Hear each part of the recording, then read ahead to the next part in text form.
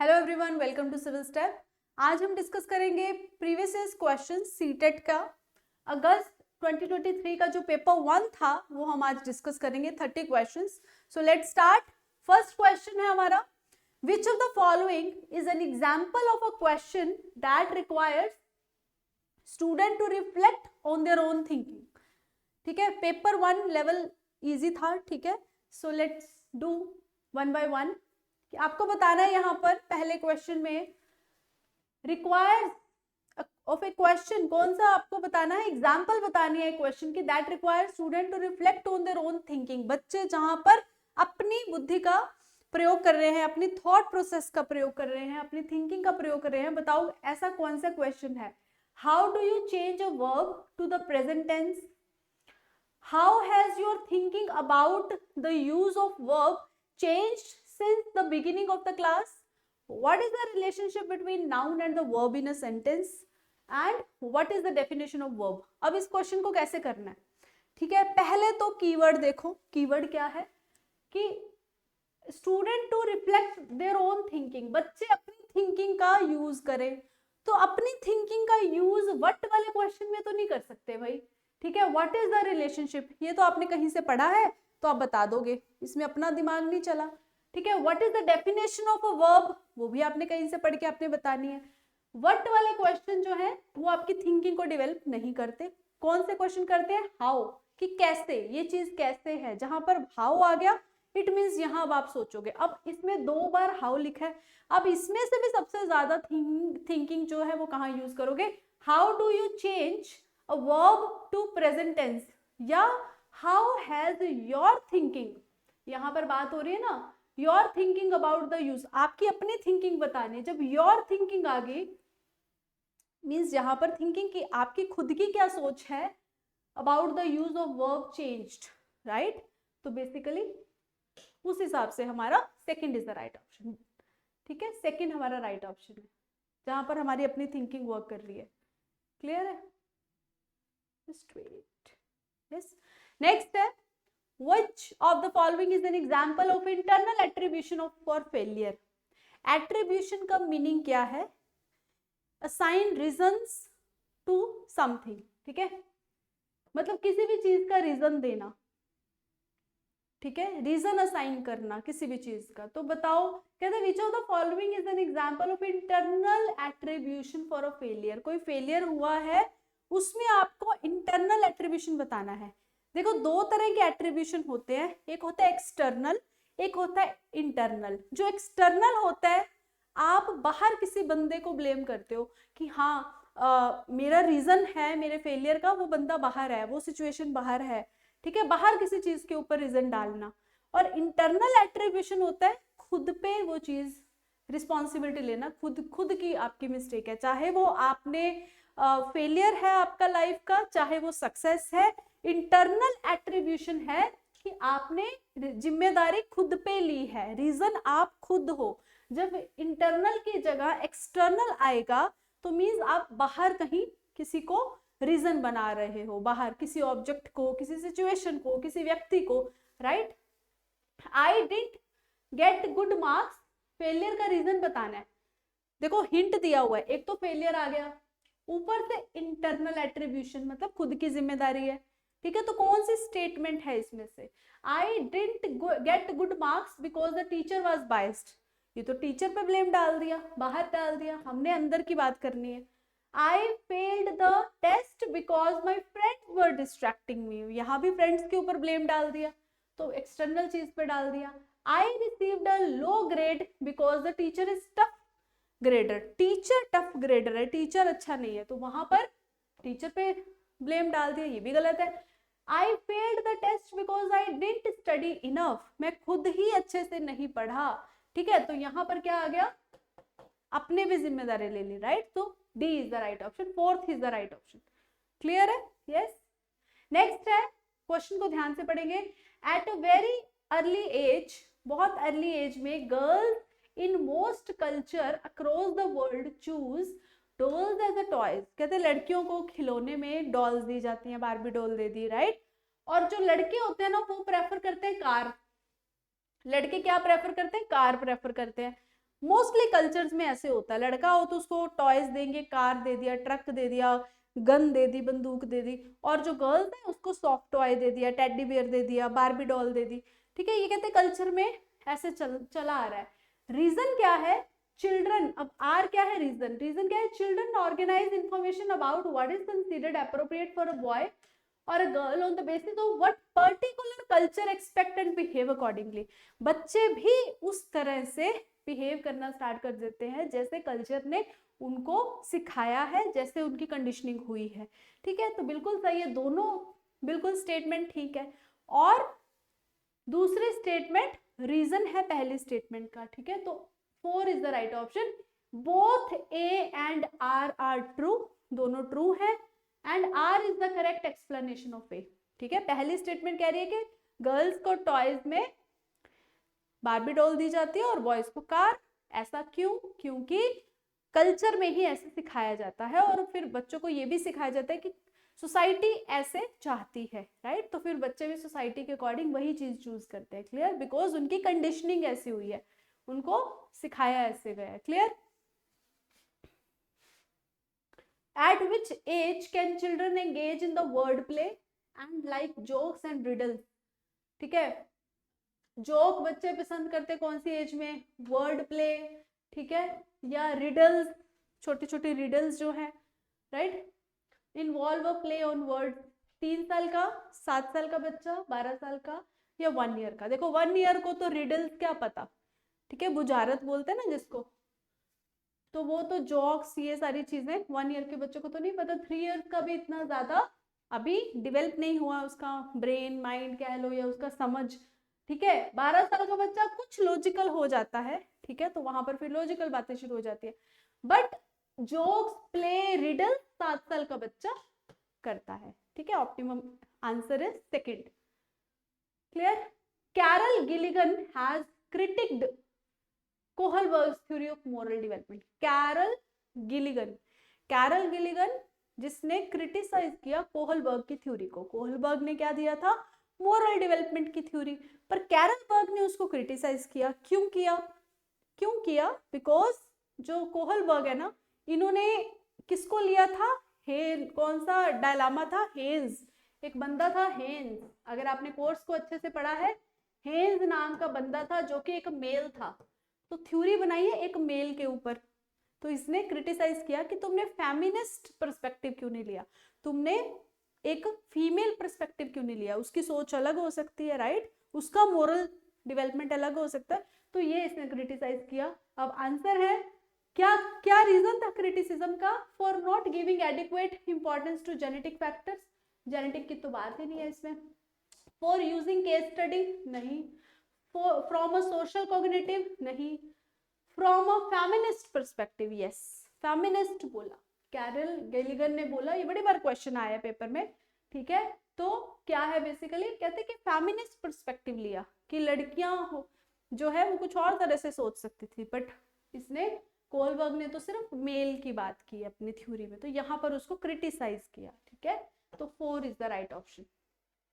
Next है, what is the main goal of assessment for learning? 3 तरह के assessment है, assessment as learning, assessment of learning, assessment for learning, right.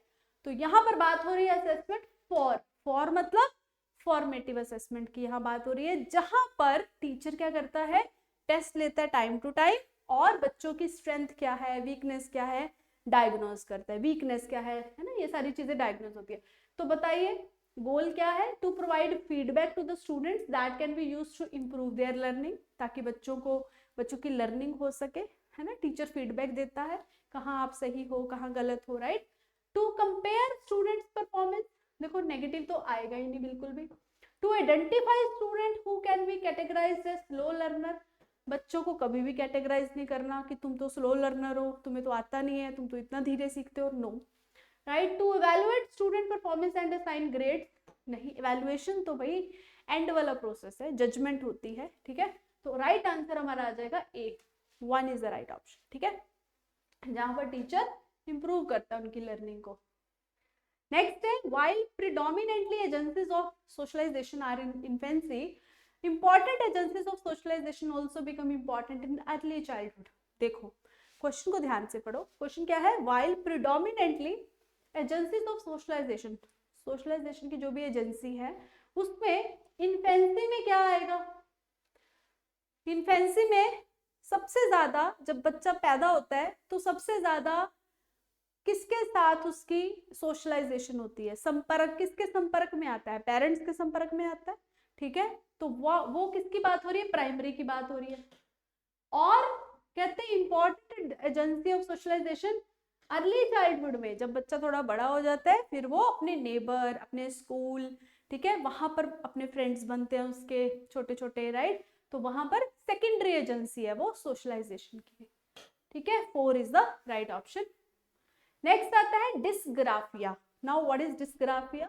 ग्राफिया graph से related है, writing से related है, ठीक है। तो डिस्ग्राफिया एक लर्निंग डिसेबिलिटी है, ठीक है। ये भी बहुत अच्छे से डिटेल में कोर्स में बताया गया, तो इसको अच्छे से पढ़ना। डिस्ग्राफिया क्या है? न्यूरोलॉजिकल डिसऑर्डर है, characterized by trouble in the formation of letter and shapes, ठीक है। लेटर और शेप्स में बच्चों को दिक्कत आती है, उसको हम बोलते हैं डिस्ग्राफिया, ठीक है। लेटर्स नहीं पता चलते बच्चों को, छोटे बड़े कितने लिखने हैं, उसमें स्पेस कितनी करनी है, that is dysgraphia. Clear? Psychological disorder बिल्कुल भी नहीं है भाई, पहले पॉइंट से गलत हो गया। It's not a psychological problem, it's a neurological problem, right. Speech neurological मतलब ब्रेन से रिलेटेड है, कोई इशू है, कुछ न्यूरोट्रांसमीटर्स होते हैं हमारे ब्रेन में, कुछ केमिकल्स होते हैं जो कि इम्बैलेंस हो जाते हैं, जिस वजह से ऐसे प्रॉब्लम्स आ जाती हैं, right. So speech disorder and impulsive, it's not a speech disorder, it's a writing disorder, तो ये भी गलत है। लोकोमोटर डिसऑर्डर है, कहते हैं लोकोमोटर तो भाई मोटर एक्टिविटीज हो गया, ठीक है, जहां पर हमारे हैंड मूवमेंट, मसल मूवमेंट की बात होती है, तो ये भी गलत है। तो A first is the right option, dysgraphia, ठीक है। लर्निंग डिसेबिलिटी टॉपिक कोर्स में बहुत अच्छे से डिटेल में बताया गया, तो उसको अच्छे से आप कर सकते हो। उसमें से the approach to educating gifted children को एजुकेट करना which moves them through the curriculum at an unusually rapid pace. देखो इसमें कीवर्ड है रैपिड पेस, फास्ट, कहते हैं उनकी सीखने की क्षमता बढ़ जाती है, ठीक है। किनकी? गिफ्टेड चिल्ड्रन की, जो बच्चों को हम सिखाते हैं कुछ भी लर्निंग, कोई भी कॉन्सेप्ट, तो उसको क्या बोलेंगे? एक्सेलेरेशन, इमर्जन, ठीक है, डिफरेंशिएशन, इंस्ट्रक्शंस या एनरिचमेंट। तो वरण, विसर्जन, विभेदित निर्देश, संवर्धन। इंग्लिश ज्यादा इजी है ना हिंदी से, हिंदी की वर्डिंग से, राइट। तो यहाँ भी समझ, एक्सेलेरेशन क्या है? मतलब फास्ट पेस, मतलब स्पीड ज्यादा बढ़ना। इमर्जन क्या है? विसर्जन करना। देन डिफरेंशिएटेड इंस्ट्रक्शंस, अलग अलग तरह के इंस्ट्रक्शंस देना। इनरिचमेंट करना, उनकी लर्निंग एनहांस करना। तो acceleration is the right option, ठीक है, वो ऑप्टिमम है, 1 is the right option. Teacher who are working towards inclusive classroom, very very important, inclusion पे बहुत सारे क्वेश्चन आते हैं। इंक्लूसिव मतलब हर एक बच्चे को समानता के साथ वहीं पर सेम उनको उस पर्सपेक्टिव से, दृष्टिकोण से देखना, चाहे वो कोई लर्निंग डिसेबिलिटी वाला बच्चा क्लास में बैठा है, चाहे एक नॉर्मल बच्चा बैठा है, चाहे गिफ्टेड बैठा है, चाहे क्रिएटिव बैठा है, ठीक है। तो हर बच्चे टीचर के लिए सेम होने चाहिए, दैट इज इंक्लूसिव एजुकेशन। ऐसे नहीं कि बच्चों को कैटेगराइज कर दो, नो। तो बताइए क्या आएगा? Create curriculum adaptation. Inclusive education classroom क्या करता है? Incorporate diverse perspective, examine their own implicit bias, see diversity as an obstacle, teachers who are working towards inclusive education। तो क्या आएगा? 4th तो बिल्कुल भी नहीं आएगा, ठीक है। जहां नेगेटिव टर्म आएगी वहां हम क्रॉस कर देंगे। कहते हैं सी डाइवर्स, बहुत ज्यादा डाइवर्सिटी बच्चों की, वो तो एक बैरियर है, बैरियर तो नहीं है, ठीक है। Create curriculum adaptation, yes, curricular हम जैसा करिकुलम है उसमें अडेप्टेशन होती है, ठीक है, हर तरह के बच्चों को अडेप्ट करते हैं। देन इनकॉर्पोरेट डाइवर्स, अलग अलग पर्सपेक्टिव, अलग अलग दृष्टिकोण हमें देखने को मिलते हैं, बच्चों के भी, टीचर का भी अपना होता है, राइट। तो एग्जामिन देयर ओन इम्प्लिसिट बायस, तो टीचर जो है अपने बायस देखता है कि कहाँ मैं अपने मेथड को चेंज कर सकता हूँ टीचर के टीचिंग के, सो दैट बच्चे को अच्छे से समझ आ जाए। तो तीनों, first second third means 4th is the right option, ठीक है, yes. According to Howard Gardner, ये किसकी थ्योरी है? मल्टीपल इंटेलिजेंस की। A philosopher type of intelligence कौन सी होती है, और एक स्कल्पचर टाइप ऑफ इंटेलिजेंस कौन सी? स्कल्पचर मतलब मूर्तिकार, ठीक है, जो मूर्तियां बनाते हैं। तो बताइए कौन सी इंटेलिजेंस है? 8 तरह की इंटेलिजेंस दी है हॉवर्ड गार्डनर ने, ठीक है। इसकी थ्योरी का नाम है मल्टीपल इंटेलिजेंस। क्या नाम है? Multiple intelligence, right. तो आंसर क्या है बताइए? फिलोसोफर जो होता है उसमें कौन सी इंटेलिजेंस है? अपने इमोशंस, अपनी फीलिंग को भी समझ पाता है, ठीक है, दैट इज इंट्रापर्सनल, इंट्रापर्सनल। और स्कल्पचर मतलब मूर्तिकार, मूर्तिकार जो होता है उसको स्पेशल इंटेलिजेंस होती है, दिशाओं का ज्ञान होता है। तो B, A is the one is the right option, ठीक है। Yes, the primary goal of learning should be, learning का प्राइमरी गोल क्या है? कुछ भी सीखना है, सबसे पहला गोल क्या है? कंपीटिंग विद पीयर्स, अपने फ्रेंड्स के साथ कंपेयर करना अपने आप को, बिल्कुल भी नहीं। Development of critical thinking, memorization of facts, चीजों को रट्टा मारना, मेमोराइज करना नहीं। Becoming excellent at rote rehearsal, rote learning करना, अगेन रट्टाफिकेशन, बिल्कुल भी नहीं। क्रिटिकल थिंकिंग डेवलप करना ताकि आपकी थॉट प्रोसेस, थिंकिंग जो है, सोच जो है वो बढ़े, ठीक है, उसमें अलग अलग आइडियाज आए। Yes, variability in learning style of student, variability, variability in learning style of students, ठीक है। वेरिएबिलिटी मतलब अलग अलग वेरिएशन जिसको हम बोलेंगे, ठीक है। परिवर्तनशीलता, छात्रों की सीखने की शैलियों में, शैलियों मतलब style, right. Should not be taken into consideration during teaching learning, ध्यान नहीं देना चाहिए, ये तो गलत है। Should be seen as a barrier, ये भी देखो नेगेटिव बोल रहे हैं, बैरियर क्यों है भाई? शुड बी वैल्यूड, वैल्यू करनी चाहिए अलग अलग विविधता को, अलग अलग डाइवर्सिटी को, अलग अलग तरह के दृष्टिकोण को, ठीक है। Seen as a reflection of human diversity. Should be ignored, बिल्कुल भी इग्नोर नहीं करना, ठीक है। तो यहाँ पर positive statement option number 3 is the right option. Next question, to facilitate, assertion reason का क्वेश्चन है, पहला है statement, to facilitate critical thinking among learners teacher should expose them to diverse situation and differing perspectives। क्या है? to facilitate critical thinking, critical thinking learners में डालना, teacher should expose them to diverse situation, ठीक है, and differing perspectives। क्या क्या करना? to facilitate critical thinking, बच्चों में टीचर अलग अलग सिचुएशन दे रहा है ना, क्यों? रीजन क्या है? Student learn and enrich their ability to think critically creatively as, कहते जितनी ज्यादा कन्वर्सेशन में बच्चे पार्टिसिपेट करेंगे उतना ज्यादा, as a engage in conversation across differences, ठीक है, उतना ज्यादा उनकी क्रिटिकल थिंकिंग बढ़ेगी, बिल्कुल ठीक है, ठीक है, दोनों स्टेटमेंट ठीक है। और आर जो है वो रीजन है ए का, तो करेक्ट एक्सप्लेनेशन, राइट। नेक्स्ट है, children learn more effectively if the concept proceed from, कहते बच्चे बहुत कैसे सीखते हैं? इफेक्टिवली सीखते हैं अगर कॉम्प्लेक्स पहले चीज सीखें फिर सिंपल सीखें, बिल्कुल गलत। पहले हम सिंपल चीज सीखते हैं फिर कॉम्प्लेक्स सीखते हैं, राइट। रैशनल टू एम्पेरिकल, बिल्कुल नहीं सही है, लॉजिकल बाद में आता है, पहले आप एक्सपीरियंस करते हो, एम्पेरिकल मतलब एक्सपीरियंस करना, पहले आप एक्सपीरियंस करते हो देन आप लॉजिकल थिंकिंग रीजनिंग आपकी जनरेट होती है। जेनेरिक टू स्पेसिफिक, बिल्कुल सही। एब्स्ट्रैक्ट टू कंक्रीट, पहले कंक्रीट दिखाया जाता है चीजों को फिर उसको एब्स्ट्रैक्ट दिखाया जाता है, ठीक है, तो ये गलत है। जेनेरिक टू स्पेसिफिक, कंक्रीट क्या होता है? कंक्रीट का मतलब है कि जो चीजें आपके सामने हैं, जैसे मान लो ये रिमोट है तो इस ये क्या है? कंक्रीट है, ठीक है।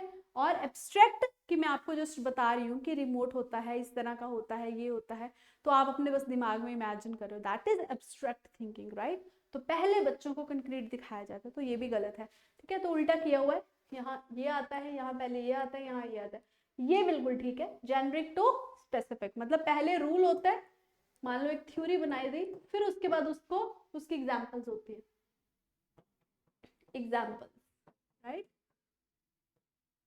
क्लियर है? Generic to specific. As per Lev Vygotsky plays a significant role in the development of conceptual abilities among learners, ठीक है। लेव विगोत्स्की क्या कहता है? सिग्निफिकेंट रोल है डेवलपमेंट ऑफ कंसेप्चुअल एबिलिटीज। बताओ, सोशल आइसोलेशन, आइसोलेटेड की बात की है, बिल्कुल भी नहीं। अकेले रहने की। स्टैंडर्डाइज्ड करिकुलम, बिल्कुल भी नहीं। टेंजिबल रिवॉर्ड्स की बात की अपनी थ्योरी में, पीयर कोलैबोरेशन की बात की है, फ्रेंड्स आपस में ग्रुप डिस्कशन करें, ठीक है। तो कंसेप्चुअल एबिलिटी बच्चों में बढ़ती है किससे, जब आपस में डिस्कशन करते हैं, peer collaboration, right. 4 is the right option. According to Lev Vygotsky की थ्योरी, इनर स्पीच, 3 तरह की स्पीच बताई है उन्होंने, ठीक है। इनर स्पीच क्या है, is a sign of development delay, मतलब डेवलपमेंट जो है वो देर से होती है, इसका मतलब ये है, बिल्कुल भी नहीं। Is a way for children to regulate their own thinking, children अपनी थिंकिंग को रेगुलेट कर रहे हैं, ये एक तरीका है, बिल्कुल नहीं। अरे बिल्कुल ठीक है ये, sorry, B is the right option, ठीक है। क्योंकि इसमें क्या है, इनर स्पीच, बच्चे अपने मन में बात कर रहा है, ठीक है, मन में बात कर रहा है, अपनी ही थिंकिंग को रेगुलेट कर रहा है। Is a way for the children to communicate with imaginary friend, ये नहीं है। कॉग्निटिव इमेच्योरिटी, इमेच्योरिटी की यहाँ बात नहीं है। इनर स्पीच क्या होती है, जब बच्चा अपने मन में ही बातें करना शुरू करता है, क्योंकि उसको लगता है कि मैं इससे शेयर करूं या ना, है ना, हर किसी से अपने थॉट को शेयर नहीं करता, अपने ही थिंकिंग को वो रेगुलेट कर रहा होता है, उसको बोलते हैं inner speech. Second is the right option. 4-year-old Aparna कह रही है बटन इज अलाइव, कोई बटन है, बटन कहते हैं वो जिंदा है, ठीक है, बटन एक निर्जीव चीज है ना, नॉन लिविंग चीज है बटन, कहती है अलाइव है because help tie shirt together, कहते हैं जो शर्ट के बटन होते हैं ना, वो क्या होते हैं, वो जीवित होते हैं, क्योंकि वो हेल्प करते हैं हमें शर्ट को टाई करने में। तो वो उसकी कौन सी सोच है, प्याजे के अकॉर्डिंग, जीन प्याजे के अकॉर्डिंग वो अपनी कौन से स्टेज में है बताएंगे। सेंट्रेशन, हाइपोसेंट्रेशन तो होता है कि एक ही पहलू को देखना, तो ये तो गलत है। हाइपोथेटिकल डिडक्टिव, ये तो फॉर्मल थिंकिंग आ गई, बहुत हायर लेवल की थिंकिंग, ये भी नहीं है। ट्रांसड्यूसिव रीजनिंग, ये भी नहीं है, ठीक है, ट्रांसड्यूसिव इससे भी हायर लेवल है, ट्रांसड्यूसिव नहीं है, ठीक है। और एनिमलिस्टिक, एनिमलिस्टिक मतलब नॉन लिविंग थिंग्स को लिविंग समझना, राइट, नॉन लिविंग चीज को लिविंग समझना मीन्स निर्जीव को संजीव चीज समझना, तो 4 इज द राइट ऑप्शन, ठीक है। Which of the following is typical characteristics of student having autism, autism एक डिसऑर्डर है, ठीक है। तो कौन सा सिम्टम है ऑटिज्म, पता है ऑटिस्टिक बच्चा कौन सा होता है, जो जिसको कम्युनिकेशन में प्रॉब्लम आती है, इसकी सिम्टम्स हैं, ठीक है, या कोई चीज को रिपीट करता है बार बार, या एक ही एक्शन को बार बार करेगा, ठीक है, हैंड्स फ्लिप करेगा बार बार करेगा, कोई चीज को नोक करेगा बार बार करेगा, ठीक है, और कोई एक वर्ड बोल रहा है बार बार बोलेगा, उसको ऑटिज्म बोलते हैं, ठीक है। नॉर्मली अगर बच्चे ऐसे कर रहे हैं तो ठीक है, बट हाँ ये चेक करना बहुत जरूरी है कि वो कितनी बार, और बहुत ज्यादा बार अगर ऐसा हो रहा है, ऐसा एक्शन आपको बच्चों को दिख रहा है, तो इमीडिएट कंसल्ट करें साइकोलॉजिस्ट या साइकेट्रिस्ट के पास, क्लियर, ठीक है। तो ऑटिस्टिक बच्चे, फिर कम्युनिकेशन इनकी प्रॉब्लम होती है, कम्युनिकेट नहीं करते या नजरें नहीं मिलाते, है ना, भागते रहते हैं, वो नजर नहीं मिलाएंगे, आपको समझेंगे नहीं, राइट, तो वो ऑटिज्म की निशानी होती है। तो फ्रीक्वेंट रेपिटेटिव बिहेवियर होता है, पहला ऑप्शन है। दूसरा हायर लेवल ऑफ कम्युनिकेशन, उनकी कम्युनिकेशन जीरो होती है, बिल्कुल नहीं होती। सुपीरियर एबिलिटी नहीं। एडवांस्ड सोशियो इमोशनल रेसिप्रोसिटी बिल्कुल भी नहीं। तो उनकी रैपिटेटिव और रैकरिंग बिहेवियर होता है, एक बिहेवियर को वो बार बार करते हैं, ठीक है। तो first is the right option, तो ये इसका सिम्टम है किसका, ऑटिज्म, ऑटिस्टिक का। Yes. Which of the following is an effective method to enhance problem solving skills in children? बच्चों में प्रॉब्लम सॉल्विंग स्किल बढ़ानी है तो कौन सा इफेक्टिव मेथड है, providing them with readymade solution to problem, उनको रेडीमेड सोल्यूशन देना, इससे प्रॉब्लम सॉल्विंग बढ़ेगा, बिल्कुल भी नहीं। Giving them opportunities to brainstorm and make intuitive guess, बच्चों को ऐसे गेस के थ्रू पढ़ाना, बिल्कुल भी नहीं, ठीक है। डिस्करेज करना, एक सेकेंड, गलत है, दिस इज रॉन्ग, यहां पर आएगा डिस्करेज करना इंडिपेंडेंट थिंकिंग को, ये गलत है, जस्ट वेट।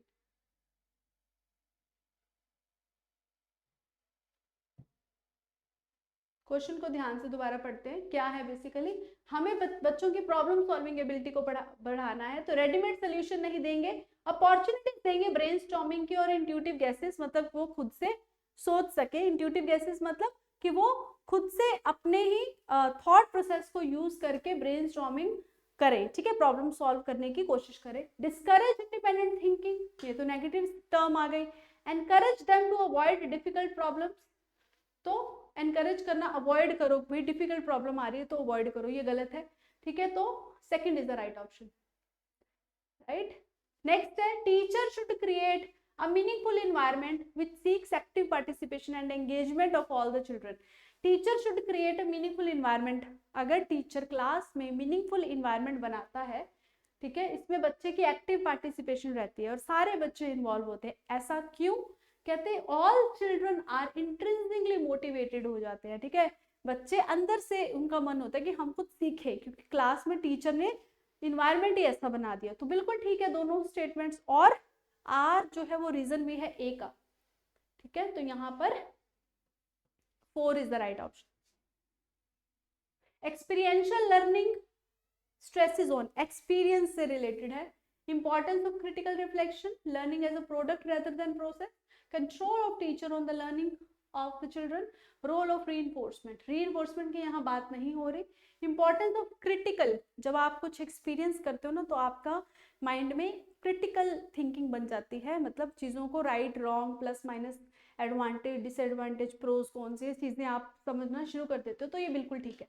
लर्निंग एक प्रोडक्ट है देन अ प्रोसेस, गलत, लर्निंग प्रोसेस है भाई, ठीक है। Control of teacher on learning नहीं, ये भी नेगेटिव स्टेटमेंट है, 1 इज द राइट ऑप्शन, ठीक है। नेक्स्ट है which of the following process does not contribute to the course of learning, course of learning नहीं है, लर्निंग के में नहीं आता। कंसेप्चुअलाइजेशन, कॉन्सेप्ट तो बहुत जरूरी है क्लास में, राइट। डीकॉन्टेक्चुअलाइजेशन, कॉन्टेक्स्ट का मतलब क्या है कि बच्चों के संदर्भ में, बच्चों के बच्चों से रिलेटेड या करिकुलम से रिलेटेड उससे हटके आप कुछ आप किसी और ही कॉन्टेक्स्ट में बात कर रहे हो, that is wrong, D context गलत होगा। ऑर्गेनाइज करना चीजों को बिल्कुल करना है लर्निंग में, ठीक है, लर्निंग प्रोसेस में कैटेगराइज करना भी बहुत जरूरी है, तो सेकंड जो है वो नहीं आएगा, डज नॉट पूछा है तो second is the right option. Next है interaction with more knowledgeable other, जब बच्चा मोर नॉलेजेबल अदर से बात करता है, जिस मतलब किसी एक्सपर्ट से बात करता है, इंटरेक्ट करता है सच एज टीचर या अपने फ्रेंड से, can provide the necessary support, वो क्या कर रहा है, अगर टीचर या किसी अपने फ्रेंड से सीनियर से बात कर रहा है किसी से भी, तो वो उसको सपोर्ट करता है, गाइड करता है, ठीक है, डेवलप अंडरस्टैंडिंग और skill, because social interaction is key component of learning and development, क्योंकि जितना हम सोशली इंटरेक्ट होंगे उतना हमारी लर्निंग होगी, डेवलपमेंट होगी। किसकी थ्योरी है ये, पहले तो जान लो, लेव वाई गॉत्स्की की थ्योरी है, ठीक है, और दोनों स्टेटमेंट ठीक है, और जो दूसरी स्टेटमेंट है वो पहली स्टेटमेंट का रीजन है, तो चौथा ऑप्शन जो है ठीक है, both A and R true, R is the correct explanation of A. Next है अकॉर्डिंग टू लेव वेगोत्स्की, लेव वेगोत्स्की के अकॉर्डिंग, ठीक है, देखो कितने सारे क्वेश्चन आए लेव वेगोत्स्की में, आपको बता देती हूँ अभी भी, वेगोत्स्की और पियाजे दो ऐसे साइकोलॉजिस्ट हैं, रिसर्चर्स हैं, जो जिनमें से बहुत सारी उनकी थ्योरीज बहुत इंपॉर्टेंट है, तो दोनों थ्योरीज आपके टिप्स पे होनी चाहिए, ठीक है, बहुत सारे क्वेश्चन बनते, देखो लेव वेगोत्स्की पे भी इतने सारे क्वेश्चन, पियाजे पे भी हमने क्वेश्चन देखा, हॉवर्ड गार्डनर भी इंपॉर्टेंट है, राइट, तो ये 2-4 थ्योरीज रट लो, ठीक है, करो सारा कोर्स, बट इस पे फोकस, मतलब कोई क्वेश्चन गलत ना हो उसमें से, राइट, आपको इतनी अच्छे से आनी चाहिए। According to Lev Vygotsky, language development and cognitive development advance independent from each other, कहते हैं लैंग्वेज और कॉग्निशन इंडिपेंडेंट है एक दूसरे के, तो गलत है, लैंग्वेज डेवलपमेंट हो रही है तो आपका संज्ञानात्मक विकास भी होगा, कॉग्निशन थिंकिंग भी डेवलप होगी, ठीक है, language development facilitate cognitive development, बिल्कुल सही बात है, ठीक है, लैंग्वेज डेवलपमेंट जो है उससे हमारा कॉग्निटिव डेवलपमेंट भी होता है। Social factor influence language development but not cognitive development, कहते हैं जब हम सोसाइटी से इंटरेक्ट करते हैं ना, लैंग्वेज तो डेवलप होती है पर हमारा विकास संज्ञानात्मक नहीं होता, ये तो रॉन्ग है। कॉग्निटिव डेवलपमेंट फैसिलिटेट्स लैंग्वेज, जब पहले कहते कॉग्निशन हमारी होती है, संज्ञानात्मक विकास, बाद में हमारी लैंग्वेज डेवलप होती है, ये तो गलत है। उन्होंने बोला लैंग्वेज डेवलपमेंट जो होती है अकॉर्डिंग टू लेव वेगोत्स्की, पहले लैंग्वेज डेवलपमेंट आई, उससे हमारा संज्ञानात्मक विकास हुआ, clear, second is the right option. Yes, eight which level of Lawrence Kohlberg, देखो कुछ ऐसे साइकोलॉजिस्ट हैं जिसमें से थ्योरीज हमेशा इन थ्योरीज में से क्वेश्चन आते हैं, लेव वेगोत्स्की, पियाजे, कोहलबर्ग, ठीक है, और कौन आ गया हमारे पास, हॉवर्ड गार्डनर, ठीक है, तो ये सारे इंपॉर्टेंट हैं, right. So at which level of Lawrence Kohlberg moral reasoning Do children typically believe that people should live up the expectations of the society and behave in good ways? अगर आपने theories को अच्छे से पढ़ा है तो definitely you can answer, right? तो theories को अच्छे से पढ़ो, समझो, ताकि आप आंसर करेक्ट कर पाओ। तो कह रहा है कि अगर किसी का ये बिलीव है कि सोसाइटी की एक्सपेक्टेशन पे जीना है, तो ये कौन सा लेवल है? Conventional level, pre operational? Pre operational तो पियाजे की थ्योरी का है ना, तो ये तो कोहलबर्ग का नहीं है। पोस्ट ऑपरेशनल तो कुछ होता ही नहीं है, ठीक है, पोस्ट कन्वेंशनल होता है, राइट? पोस्ट प्री कन्वेंशनल, ये गलत है। कन्वेंशनल लेवल में एक इंडिविजुअल का ये बिलीव आता है कि सोसाइटी के अकॉर्डिंग हमें, उनके एक्सपेक्टेशन के अकॉर्डिंग हमें चलना है इन गुड वेज, ठीक है, सोसाइटी के रूल्स एंड रेगुलेशंस को समझकर। One is the right option. Okay. One of the main characteristics of which prefer to pre-operational, देखो फिर जीन पियाजे आ गए, कितना इंपॉर्टेंट थ्योरी है ना? क्वेश्चन से आप देख सकते हो कितने इंपॉर्टेंट ये थ्योरीज हैं। कहते हैं इसमें से कौन सी कैरेक्टरिस्टिक्स है प्री ऑपरेशनल की जीन पियाजे की थ्योरी के अकॉर्डिंग? जब बच्चा एक ही एस्पेक्ट के ऊपर फोकस करता है, एक ही पहलू को देखता है, ठीक है, मान लो ये एक पेन है, बच्चा सिर्फ इसकी हाइट देखता है, या मान लो सिर्फ कलर देखता है कि ये ब्लैक है, उसको अभी हाइट का कॉन्सेप्ट नहीं पता, इसकी विड्थ कितना चौड़ा है पेन, ये उसको नहीं पता, तो एक ही पहलू पे फोकस करना उसको क्या बोलते हैं? डिसेंट्रेशन नहीं, ट्रांसडक्शन नहीं, causation. सेंट्रेशन is the right option. सेंट्रेशन मतलब एक ही चीज पे सेंटर है, उसका फोकस एक ही चीज पे, एक ही पहलू के ऊपर है, बाकी पहलुओं पे नहीं है। कौन सी स्टेज है? Pre operational stage. Clear? Yes, 4 is the right option. Next है physical growth and development follow the development and principle. जो कहते हैं फिजिकल ग्रोथ होती है ना किसी की, बच्चे की, उसमें से कौन सा ये प्रिंसिपल अप्लाई होता है? प्रॉक्सिमोडिस्टल, सेफ्लोकॉर्डल इंटीग्रेशन नहीं है, डिफरेंशिएशन नहीं है, इंटीग्रेशन नहीं है, कौन सा है? सेफ्लोकॉर्डल और प्रॉक्सिमोडिस्टल, दो आते हैं। सेफ्लोकॉर्डल फिजिकल ग्रोथ की बात हो रही है ना, सेफ्लोकॉर्डल ये भी आपको कोर्स में बहुत अच्छे से सिखाया है, इस पे एक शॉर्ट भी बनाया है, ठीक है, वो भी आप देखना। सेफ्लोकॉर्डल, अच्छा जो इस पे शॉर्ट बनाया ना, वो पूरा लाइव एक बच्चे को लेकर मैंने एक शॉर्ट बनाया है, जिसमें एक बच्चे को लेकर बताया है कि कैसे फिजिकल ग्रोथ होती है, ठीक है। सेफ्लोकॉर्डल क्या है और प्रॉक्सिमोडिस्टल क्या है, वो जरूर से देखना, ठीक है। सेफ्लोकॉर्डल क्या है? टॉप डाउन, ठीक है, टॉप डाउन अप्रोच की बच्चा की कौन सी अप्रोच है? टॉप डाउन अप्रोच है। Then proximodistal inner to outer. Top down क्या है कि पहले हेड बच्चा अपना कंट्रोल करता है, फिर धीरे धीरे अपनी बाकी मसल्स, बॉडी, सारी बॉडी, राइट, ऊपर से नीचे तक। और प्रॉक्सिमोडिस्टल, प्रॉक्सिमो का मतलब होता है नियर, ठीक है, मतलब नियर, पास की चीजों से, फिर उसके हाथ पैर ऐसे इस तरह से डेवलप होते हैं। तो इनर टू आउटर उसकी डेवलपमेंट होती है, ठीक है। तो दो प्रिंसिपल है फिजिकल ग्रोथ के, प्रॉक्सिमोडिस्टल और सेफ्लोकॉर्डल। 4 is the right option. Next है in early childhood growth is and thinking, while in the middle childhood growth and thinking is.